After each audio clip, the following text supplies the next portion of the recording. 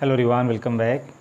आज हम कुछ ऐसे हिंदी सेंटेंसेज का अंग्रेजी में अनुवाद करेंगे जिनको हम दैनिक दिनचर्या में अक्सर बोलते रहते हैं और हम अपने जो स्पोकन इंग्लिश है उसको इसी प्रकार सुधार सकते हैं कि जो हमारे डेली यूज के हिंदी के सेंटेंस है हम उसको भरसक प्रयास करें कि अंग्रेजी में बोलें, और अंग्रेजी में बोलने से जो हमारी फ्लुएंसी होगी वह काफ़ी बेहतर होती चली जाएगी। तो एक एक करके हिंदी सेंटेंसेज को अंग्रेजी में अनुवाद करके देखते हैं। जैसे सेंटेंस पहला हो गया, इसे खुद से करो। खुद से करो मतलब इस काम को स्वयं करो, इस काम को तुम खुद करो, इस तरह से कहा जा रहा है। तो सबसे पहले अगर ऐसे सेंटेंस का हम अनुवाद बनाएंगे तो देखेंगे यह सेंटेंस किस नेचर का है, किस नेचर के कहने का तात्पर्य है, यह इम्पेरेटिव सेंटेंस है या किस टेंस से रिलेटेड है उसको देखना है। तो यहाँ देखिए यह आदेश दिया जा रहा है चाहे सुझाव दिया जा रहा है, तो आदेश देना या सुझाव देने का बोध हमेशा इम्पेरेटिव सेंटेंस में होता है। तो सबसे पहले हम इसके वर्ब को लिखते हैं। जो भी इम्पेरेटिव सेंटेंस होता है जिसमें आदेश दिया जाए, सुझाव दिया जाए, निवेदन किया जाए, तो उसमें सबसे पहले हम वर्ब लिखेंगे। तो वर्ब है करना, तो करो की अंग्रेजी हो गया डू। अब क्या करो, तो उसके बाद ऑब्जेक्ट इसे करो तो इट। अब उसके बाद दिया है खुद से करो, यानी इस काम को तुम स्वयं करो, तो स्वयं की अंग्रेजी। तो अब यहाँ पर हम स्वयं यानी खुद की अंग्रेजी लिख देंगे योर सेल्फ।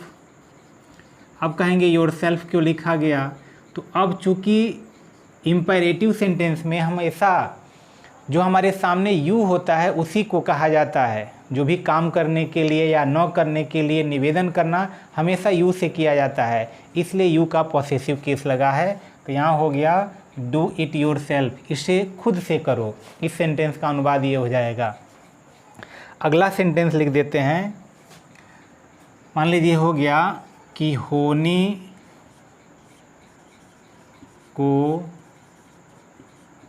कौन टाल सकता है। यह सेंटेंस है कि होने को कौन टाल सकता है। अब इस सेंटेंस को अंग्रेजी में बनाना होगा तो क्या कर सकते हैं, तो सबसे पहले यहाँ देखिए क्वेश्चन पूछने वाला जो वर्ड आया है उसको लिखेंगे। तो यहाँ हो गया हु। सकता शक्ति कैन के यूज में है, तो यहाँ हो जाएगा हु कैन। तुरंत वर्ब लिखना है, टाल सकता है, तो यहाँ टालने के लिए हम चेंज का प्रयोग कर सकते हैं, तो हु कैन चेंज। अब होने को तो द डेस्टिनी TINY, दोनों भी लगाए तो बेहतर है। हु कैन चेंज डेस्टिनी कि भाग्य को कौन बदल सकता है, या किस्मत को कौन बदल सकता है, या होने को कौन टाल सकता है, ये हो जाएगा हु कैन चेंज डेस्टिनी। तो ऐसे सेंटेंस अक्सर हम बोला करते हैं, तो इनको हम अक्सर इस तरह से अगर हम अनुवाद कर दें तो आसानी से हम अपने स्पोकन को इम्प्रूव कर सकते हैं। चलिए अगला सेंटेंस देखते हैं। मान लीजिए हमने लिख दिया आपका घर किस तरफ है। अक्सर हम पूछते हैं कि आपका घर किस तरफ है, आपका घर कहाँ है, ये तो ठीक है, किस तरफ है, तो वह अपना जो भी होता है दाएं साइड बाएं साइड चाहे कोई ना कोई लोकेशन बताते हैं उसके हिसाब से। तो किस तरफ है, तो यहाँ सेंटेंस में आ गया है प्रश्न पूछने वाला जो शब्द है किस तरफ। तो किस तरफ की अंग्रेजी लिख देंगे यहाँ विच साइड। ये हो गया विच साइड यानी किस तरफ। अब उसके बाद विच साइड हो गया किस तरफ, उसके बाद सहायक क्रिया देखिए दिया है, तो यहाँ लिख देंगे इज। उसके बाद आपका घर, तो यहाँ हो गया योर हाउस या योर होम, दोनों लगा सकते हैं। Which side is your house, आपका घर किस तरफ है, आसानी से हम ऐसे सेंटेंस को लिख सकते हैं। चलिए अगला सेंटेंस देखते हैं। अगला सेंटेंस है, मान लीजिए लिख दिया गया कि पूछने में कोई बुराई नहीं है। पूछने में कोई बुराई नहीं है, इस सेंटेंस को लिखना है तो क्या कर सकते हैं, पूछने में कोई बुराई नहीं है। तो यहाँ सेंटेंस को अगर ऐसे बनाएंगे तो यह देयर के यूज से बन जाएगा, क्योंकि सब्जेक्ट कुछ भी नहीं है। तो यहाँ हो जाएगा कि देयर इज नो हार्म, यानी कोई नुकसान नहीं है, कोई बुराई नहीं है। There is no evil, evil भी कर सकते हैं लेकिन बेहतर है कि हम हार्म लगाएं, HARM, there is no harm. अब यहाँ हो जाएगा आस्किंग, पूछने में आस्क और उसी में ING जोड़ देंगे, यह जिरंड के रूप में बन जाएगा कि there is no harm asking. तो इस तरह से इस सेंटेंस का अनुवाद बन जाएगा। कुछ और सेंटेंस देख लेते हैं।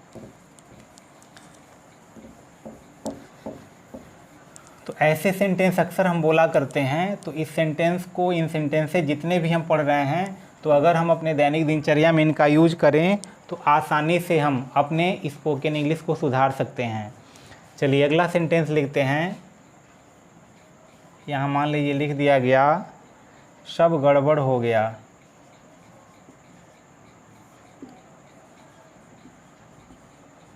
यहाँ हो गया कि सब गड़बड़ हो गया। ऐसे भी अक्सर हम बोल दिया करते हैं कि सब गड़बड़ हो गया। तो इस सेंटेंस को किस प्रकार से लिखेंगे कि सब गड़बड़ हो गया? तो सब का मतलब एवरीथिंग, ये हो गया एवरीथिंग,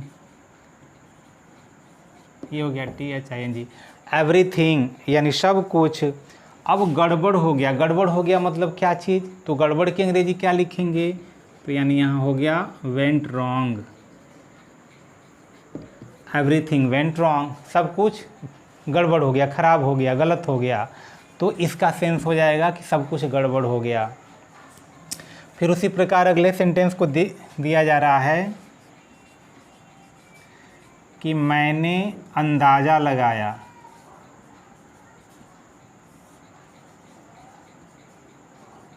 मैंने अंदाज़ा लगाया या मैंने तो अंदाज़ा लगाया, इस सेंटेंस का अनुवाद बनाना है।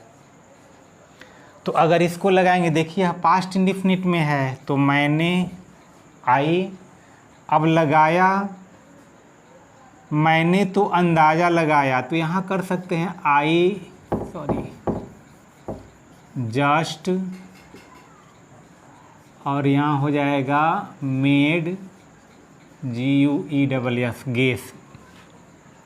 आई जस्ट मेड अ गेस, और कर दीजिए I made just a guess, मैंने केवल अंदाज़ा लगाया या मैंने तो अंदाज़ा लगाया। इस सेंटेंस को हम इस प्रकार से अनुवाद कर सकते हैं। अगला सेंटेंस मान लीजिए लिख दिया गया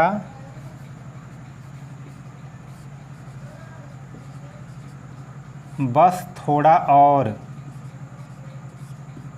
अक्सर हम बोलते बोलते कहते हैं अच्छा थोड़ा सा और, तो बस थोड़ा और। अगर कोई खाना खा रहा है तो कहते हैं बस थोड़ा सा और ले लीजिए, तो बस थोड़ा और। अगर इस सेंटेंस को लिखना हो तो क्या कर सकते हैं? तो इसके लिए हो जाएगा जस्ट अ लिटिल, और यहाँ हो जाएगा मोर, जस्ट अ लिटिल मोर, थोड़ा सा और। तो ये इसका अनुवाद हो जाएगा। तो ऐसे सेंटेंस अक्सर हम अपने दैनिक दिनचर्या में बोला करते हैं। तो आशा करते हैं वीडियो आपको समझ में आया होगा। यदि समझ में आएगा तो वीडियो को लाइक कर दें, शेयर करें।